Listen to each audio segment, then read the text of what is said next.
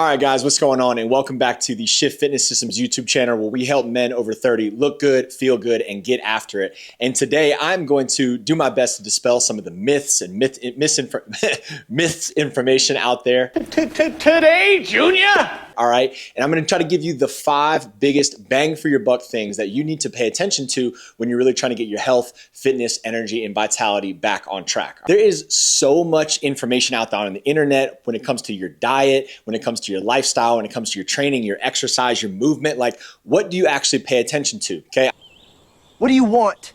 It's not that simple. What do you want? I'm gonna give you the 5 biggest bang for your buck things that if you do these on a consistent basis, you will get 90+% of the benefit that you have to sift through all the other information out there to get. All right. So if you came here from a video that I recently made, which I'm gonna call busting a chin up plateau. All right. So we're trying to get you to get your either your first or second chin up or build up to a set of 10 to 12 consecutive chin ups. One of the things that we talked about in that video was if you're carrying an extra 15, 20 plus pounds of body weight. Get on the scale, son. Get off the scale.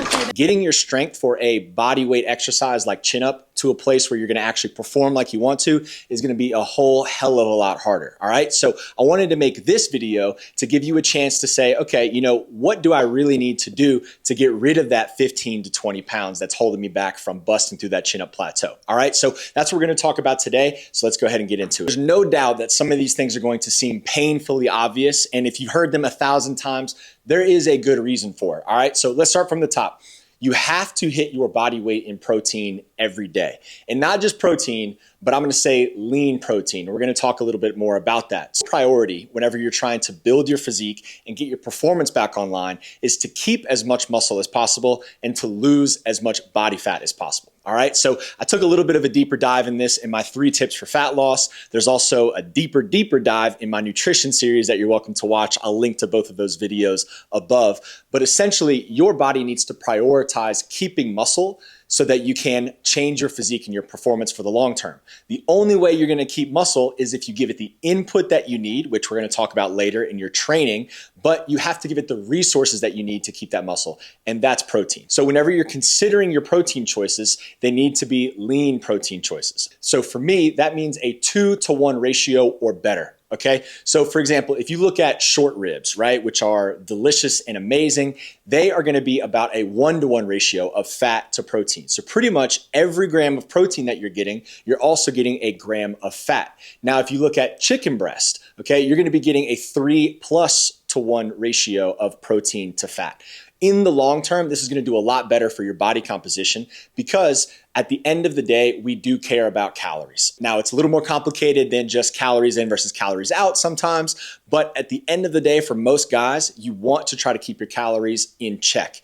And the lower you can keep your calories while getting your protein higher, the better your physique and performance is going to do in the long run. When you don't have the body that you want, you have a little bit too much fluff around your midsection, your body is storing too many calories relative to your output. So if I'm consuming a lot of fat with the good protein that I'm getting, then I'm not really helping my case as far as losing some of the excess calories that I have stored on my frame. I've reviewed at this point probably over 1,500 food logs, and the guys who are the most successful in changing the body composition are the ones who can hit their protein target or at least very close to it and keep their calories on the lower end of the spectrum. When you pick your protein, if it's not at least a 2-to-1 ratio, then it ain't for you.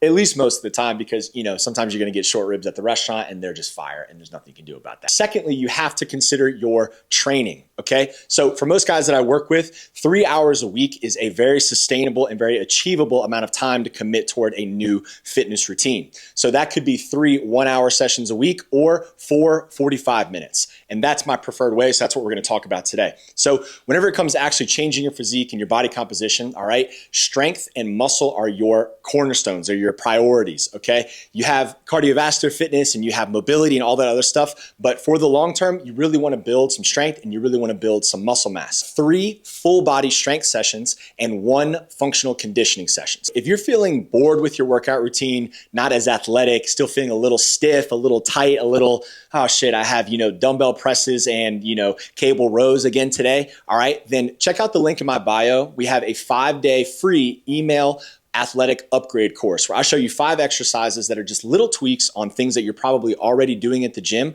but things that you can add to your routine that make you feel more athletic, more flexible, more mobile, and just generally bring in a little bit more sauce and excitement back into your training. So for the 3 strength sessions, you need to prioritize full body. That way you're using as much of your muscle mass as you can. That's going to help you burn more calories and create higher work output. You need to have short rest, and you need to make sure that you're hitting that routine at least 3 times a week with different movements, okay? So you can go to ChatGPT and you can type in beginner 45-minute workout, full body strength and hypertrophy, and it will spit out like something that's honestly pretty good, okay? I talk more about some of the mistakes that guys make when they're coming back into their fitness routine in my comeback video. So if you want to get more deep into that, you can check that out. For the last day of the week, I like to try to build athleticism and some significant endurance. So if you're carrying around some excess body weight from maybe not working out and eating a little bit too much, you need to actually get your body moving for a long time. One 45-minute session with some intervals built in there where you use things like a landmine or kettlebells or sleds or different kind of body weight gymnastics movements is a great way to keep your body feeling functional while also building in some cardiovascular conditioning into your routine. Okay guys, piece number 3 that you absolutely need to nail is going to be your daily movement quota. For me, I like to recommend guys get at least 30 minutes of outdoor walking in addition to their 4 times a week strength and conditioning training, because that 30 minutes a day is going to do 2 major things for you. One being, it gets you the hell outside, all right? It's a freaking double rainbow. If you're like me, you're spending a lot of time on your computer, a lot of time on screens, and a lot of time indoors. When you go outside and you get fresh air, you get to open up your vision, you get to get vitamin D, you get the sunshine, you get to do all of these awesome things, all right? That is a major, major health benefit and is going to significantly reduce the amount of stress that you are carrying. Number 2 is that 30 minutes of extra movement a day, even if it's just slow, casual walking before or after dinner, is going to add significant amount of calorie burn to your life over time. Point number 4 is going to be you have got to sleep more than 7 hours and you've got to get high quality sleep, all right? I cannot emphasize this point enough. Other than your nutrition and other than your movement, if you do not sleep, you will not get the body that you want. Zoom out a little bit and think about it. Your body is carrying extra weight. That means that you are probably a little bit more stressed than you need to be. So how do you counteract stress? You counteract stress with rest. And the deepest rest that you can get is when you are getting nice, deep, satisfactory sleep every single night. There's a lot of physiological and psychological research out there that talks about the importance of sleep. But one of the main things that you want to consider whenever you're trying to change your body composition and get the physique back, get your energy back, is that whenever you are sleeping, that first half of your sleep is when a hormone called growth hormone is released. And that is a primary hormone for muscle and tissue repair, but also for moving your metabolism to being able to burn more fat. So if you're going to sleep too late or not getting enough deep, restful sleep, you're totally missing out on the repair that you could be experiencing from the hard work that you're doing and the increase in your metabolism and muscle mass that will result from the increased growth hormone that you experience during a deep, restful night's sleep. Fifth thing that you need to nail if you want to get your body and your performance and your mindset and just your life back on track is going to be hitting your body weight in ounces every single day